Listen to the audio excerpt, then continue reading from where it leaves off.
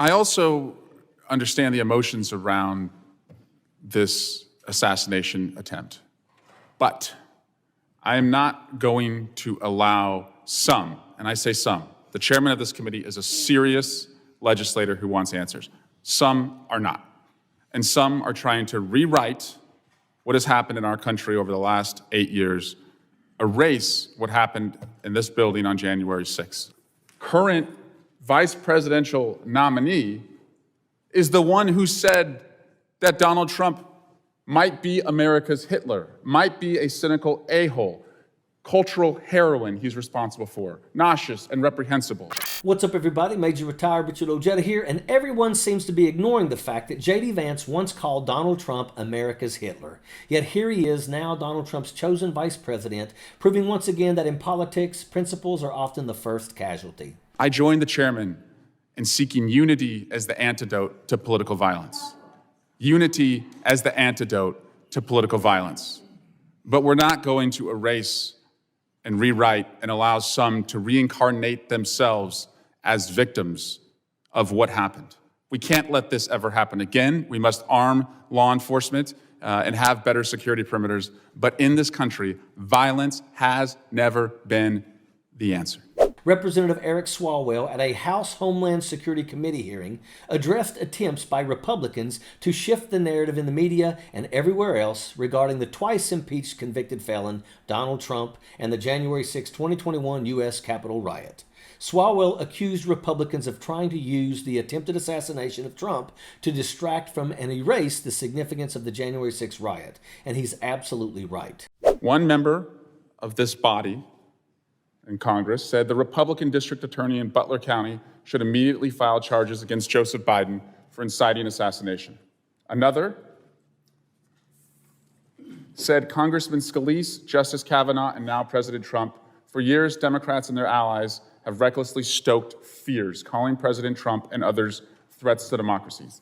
Another said Democrats and liberals in the media have called Trump a fascist.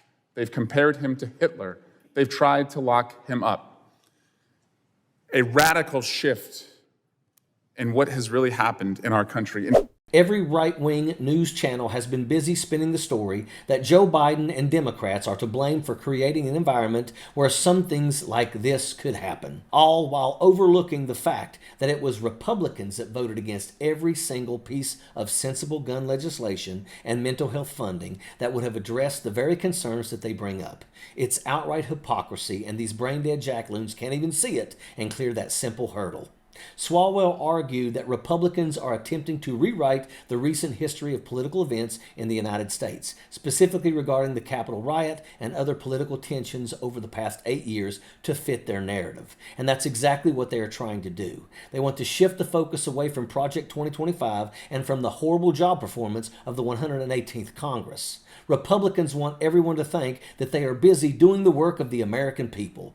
They think that going off in House proceedings about gas stoves and wanting to shoot immigrants on the border gives them credibility, but it only proves them to be absolute sellouts. Republicans like Marge the Trainwreck Green, Lauren Boebert, and others have done nothing but disrupt House proceedings with wild accusations and unhinged behavior. They've done no work for the American people and have stood in the way of meaningful legislation. It's like they don't want anyone to see behind the curtain to get a glimpse into their chaos and incompetence.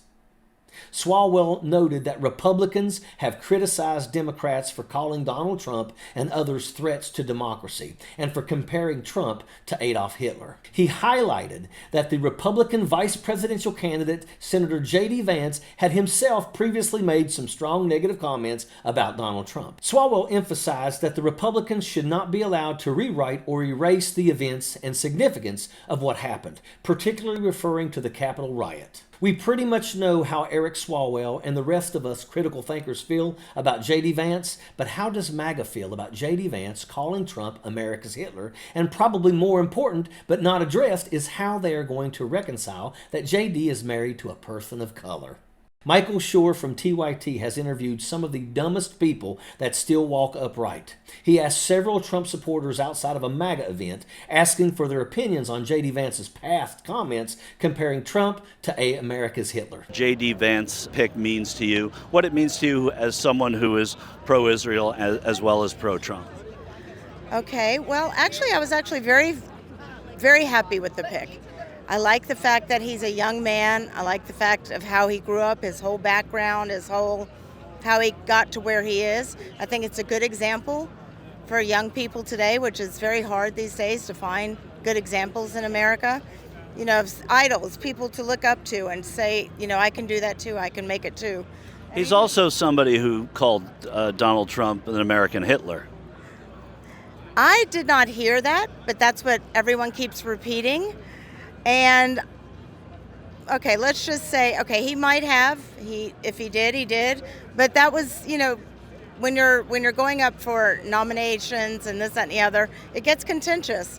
People say really ugly things, and then they take it back, and then they get to know the person better, and they change their mind. He should have never said that, because that's too extreme.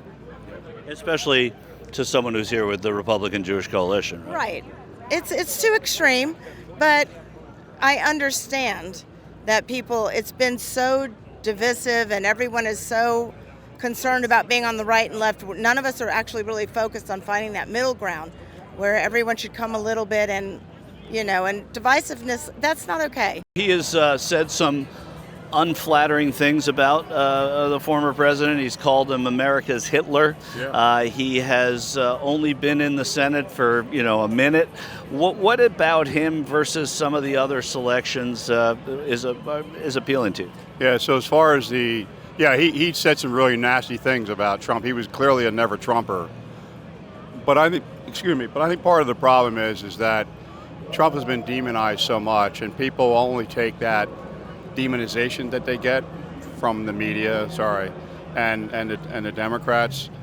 They don't really look into the background until they actually do their own investigation. And I think that's what's happened, is that more and more people have recognized this is a lot of fake news or bias. And then as they look into him, they realize that is not who Donald Trump is. During a Fox News interview, Representative Eric Swalwell did not hold back his criticisms of Donald Trump. So just look legislatively how consequential he has been. Our kids will drive on the roads that he built. They'll power their phones with chips that he don't they deserve to hear from the president then? And he's going to speak to the American people. But again, there have been, his cabinet will show up at Kamala Harris's acceptance of her nomination speech. Donald Trump wasn't able to say that. Speaking with Martha McCullum, Swalwell praised Joe Biden for putting the country first, contrasting this with Trump's behavior.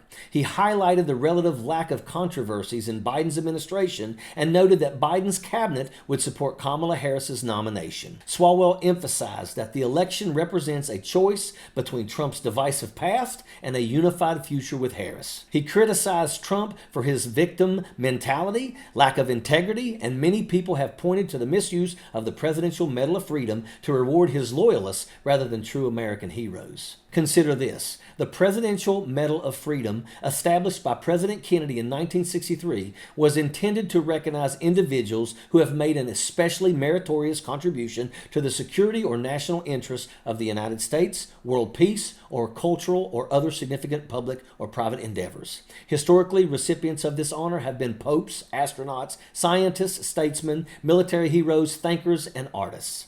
However, under President Trump, the integrity of this prestigious award has been severely undermined. Over his tenure, Trump has awarded the medal to 24 civilians, 14 of who are athletes. Trump has used the nation's highest civilian honor as a means to reward his most fervent supporters, including divisive figures like Rush Limbaugh, may he burn in hell, Representative Jim Jordan, and Representative Devin Nunes. Everything about Donald Trump screams narcissism, so it's hardly a surprise he turns the highest civilian award into a tool to reflect his own interests. He gave the Medal of Freedom to individuals for their service to him. President Trump's actions, including pardoning a rogue gallery of thieves and murderers and distributing the Medal of Freedom like trinkets have significantly cheapened the honor and tarnished its legacy. But that's what Donald Trump and the Republicans do. Trump and his enablers want to destroy this country, and Project 2025 lays it all out as their authoritarian manifesto. Kudos to Eric Swalwell for holding their feet to the fire. He's definitely one of the good guys, and that is an absolute fact. Sappers clear the way, airborne all the way.